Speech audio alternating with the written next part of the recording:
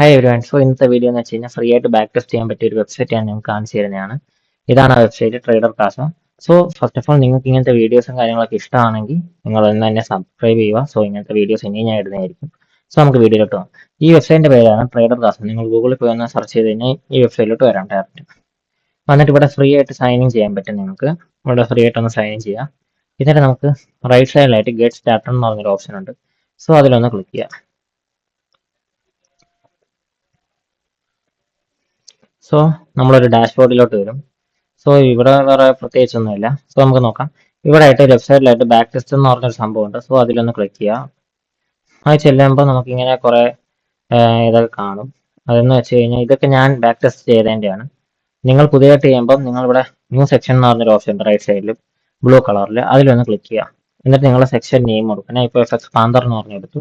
Start ഒരു balance നിങ്ങൾക്ക് എത്ര വേണമെങ്കിലും ഇവിടെ കൂട്ടാം. പിന്നെ ഒരു 10,000 കൊടുത്തു. ഇനി സെലക്ട് ദ പെയർ.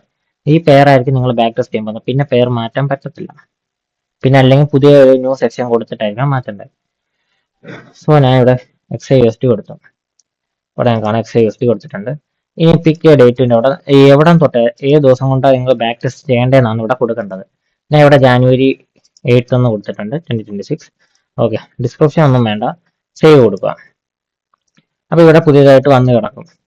സോ അവിടെ ഈ ഒരു ഓപ്ഷനിൽ ക്ലിക്ക് ചെയ്യുക. അപ്പോൾ നമ്മളടുത്ത ചാർട്ടിലോട്ട് പോകുന്നതായിരിക്കും.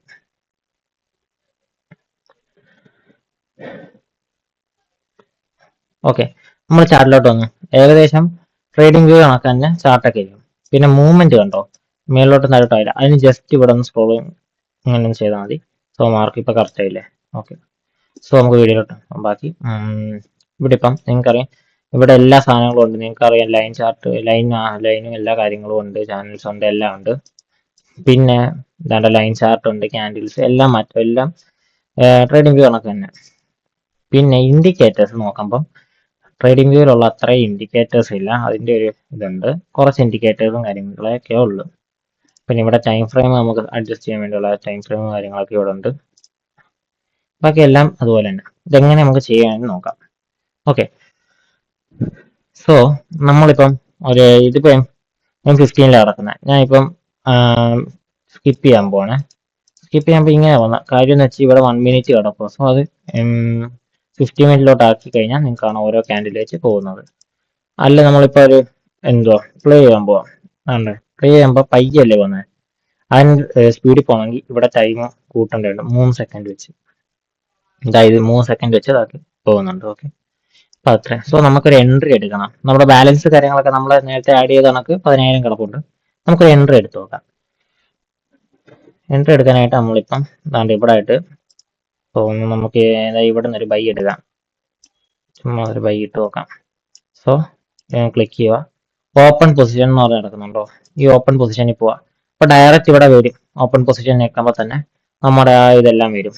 ഞാനപ്പം റിസ്ക് ചെയ്യുന്നത് ഒരു 100 റിസ്ക് ചെയ്യുന്നു, ബാക്കിയെല്ലാം. എന്നിട്ട് സേവ് കൊടുത്തു. സോ നിങ്ങൾക്ക് ഇവിടെ കാണാം, ഇവിടെ TPSL എൻട്രി ആണ്. സോ ഞാൻ ഇങ്ങനെ ഒന്ന് അടിച്ചു നോക്കാൻ പോകുന്നത്. ഓക്കെ, SL അടിച്ചിട്ടുണ്ട്. സോ ബാലൻസ് ഇവിടെ കുറയുന്നതാണ്. ഇങ്ങനെ നിങ്ങൾക്ക് ബാക്ക് ടെസ്റ്റ് ചെയ്തുകൊണ്ടിരിക്കാന്നേ ഉള്ളൂ, ഈസി ആയിട്ട്. പിന്നെ ഉള്ളൊരു കാര്യം, നമ്മളിപ്പോൾ ഇങ്ങനെ ഫ്രണ്ടിലോട്ട് അടിച്ചുകൊണ്ട് പോവാം. ബട്ട് ഇവിടെ ഒരു എൻട്രി ഉണ്ടായിരുന്നു. ബട്ട് ഇനി ആ എൻട്രി എടുക്കാൻ നമുക്ക് പറ്റത്തില്ല, അത് കഴിഞ്ഞു പോയി. അത് നിങ്ങൾ പ്രത്യേകം ശ്രദ്ധിക്കണം. ട്രേഡിംഗ് വ്യൂവിൽ നമുക്ക് ബാക്കിലോട്ട് നമുക്ക് ഇങ്ങനെ അടിച്ച് ഇപ്പം ഒരെണ്ണം മിസ്സായി പോയെങ്കിൽ നമുക്ക് ഇവിടുന്ന് ക്യാൻഡിൽ സ്റ്റാർട്ട് ചെയ്യാൻ പറ്റും വീണ്ടും. പക്ഷെ അത് ഇതിൻ്റെ അകത്ത് പറ്റത്തില്ല. സോ ഇത്രയൊക്കെ ഉള്ളൂ. വേറെ എന്തെങ്കിലും ഡൗട്ടോ കാര്യങ്ങളോ ഉണ്ടെങ്കിൽ കമൻറ്റ് ഇട്ടാൽ മതി, ഞാൻ റിപ്ലൈ ചെയ്യുന്നതായിരിക്കും. സോ ഇനി അടുത്ത വീഡിയോ ആയിട്ട് നമുക്ക് കാണാം. Bye bye.